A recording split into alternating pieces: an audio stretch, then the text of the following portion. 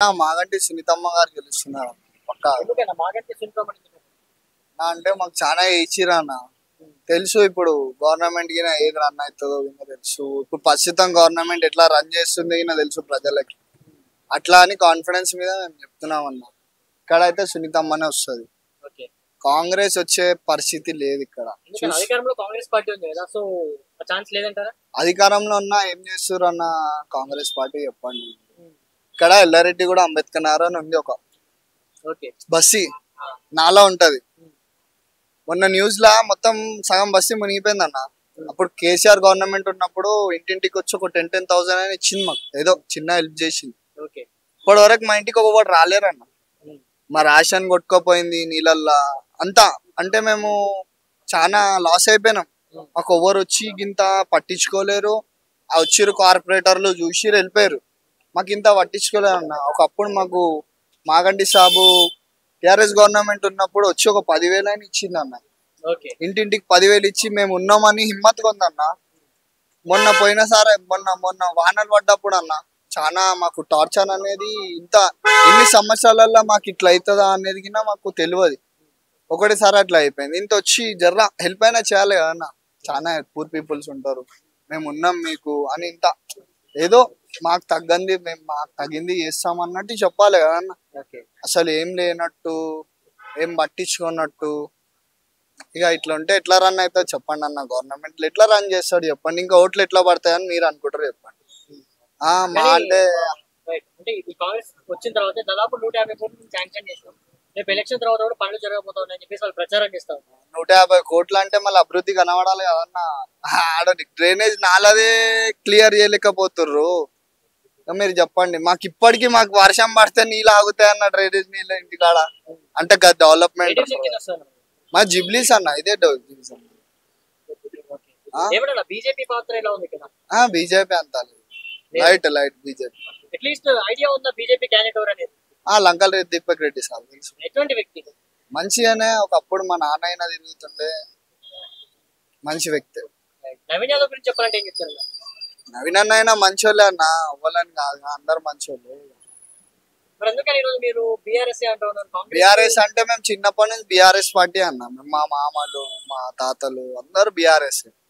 అట్లా అని మాకు బీఆర్ఎస్ పార్టీ మాకు చేసింది. మాగంటి సాబ్ చేసింది, మాకు హెల్ప్ చేసింది కాబట్టి మేము. సార్ వేరే అన్న. మాకు పర్సనల్ హెల్ప్ మాకు ఏమున్నా ఇంటికి పోయి అడిగితే చేసేస్తాడు అన్న. వేరే వాళ్ళ లెక్క చూడరు, ఫస్ట్ మా పని చేపిస్తాడు. అట్లా ఉంటాడు. మాకైతే ఏది కాదన్న లేడన్న, ప్రతి ఒక్క హెల్ప్ చేయించింది అన్న.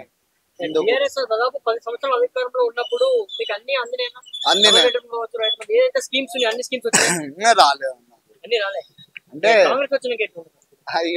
కాంగ్రెస్ వచ్చినాక ఖాళీ షో అన్న. వస్తే అంటారు, వస్తలేదు. మాగంటి సునీతమ్మ పక్కా. మాకుందన్న. ఇప్పుడు ప్రస్తుతం రూలింగ్ ఉన్న పార్టీ ఏం చేస్తుంది మీకు తెలుసు కదన్న. హామీలు ఇస్తున్నా అని ఇస్తలేదు. ఇప్పటివరకు మా పిన్ని పింఛన్ రాలేదన్న. ఎవరికి చెప్పాలి పాపం. వాళ్ళు ఆమె మొగడు చనిపోయి 2 బిడ్డలను పెట్టుకొని ఆమె ఏదో జాబ్ చేసుకుంటా నడిపిస్తుంది ఇల్లు. ఆమెకి ఇప్పటివరకు పింఛనే రాలేదు. అట్లాంటి వాళ్ళు ఎట్లా బతుకుతారు చెప్పండి అన్న. ఇంకా అంటారు మీరు కాంగ్రెస్ గెలుస్తుందా అని. అట్లా గవర్నమెంట్ ఫామ్ చేస్తే కాంగ్రెస్ ఎట్లా గెలుస్తుంది చెప్పండి. లాజిక్ కదా నా చిన్నది. ఏంటంటే కాంగ్రెస్ గవర్నమెంట్ ఇప్పుడు కొట్లాటలు పెడుతుంది అన్న. వాళ్ళ కొట్లాటలు పెడుతుంది. ఎట్లా అంటే ఇప్పుడు ఇన్ని గణం అయినాయి అన్న. 10 సంవత్సరాలు ఉంది బీఆర్ఎస్ గవర్నమెంట్. ఒక్క దాడి కాలేదు హిందూ టెంపుల్స్ మీద. ఇప్పుడు ఎందుకు అయినాయి?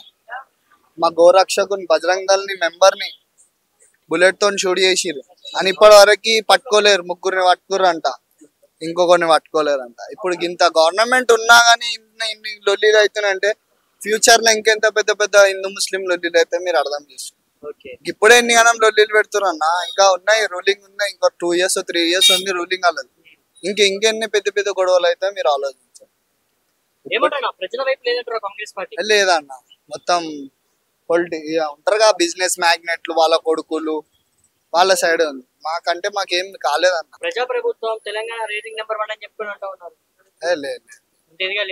కేటీఆర్ సాబ్ ఉన్నప్పుడు అన్న మా హైదరాబాద్ తెలంగాణ ఏమున్నా కేటీఆర్ సాబ్ ఉన్నప్పుడు కేసీఆర్ సాబ్ ఉన్నప్పుడు వస్తాడా మళ్ళీ కేసీఆర్? వస్తాడన్న, ఎందుకురా మేము తెచ్చుకుంటాం. వస్తాడు అంతే. కేసీఆర్ లేని లోటు అర్థమవుతుందంటారా? పక్క అర్థమవుతుంది కానీ ఇప్పుడు అందరు పాపం ఆటోలు బస్సు ఫ్రీ చేస్తే పాపం ఆటోలు అసలు వాళ్ళకి ఇక అక్కడ వీళ్ళకి క్యాబ్ వాళ్ళకి ఇవ్వాలా మనీ, ఇక్కడ మేము కొట్టుకోవాలి, అర్థమైతలేదు వాళ్ళకి. ఎందుకంటే ఇప్పుడు అన్ని ఆన్లైన్ అయిపోయినాయి కదా అన్న, యాప్ వచ్చేసింది. ఇప్పుడు యాప్ కి దానికి నా కన్సెంట్ ఫీజు కట్టాలి. ఇప్పుడు వాళ్ళకి కొట్టిన అమౌంట్ వస్తలేవు చక్కగా.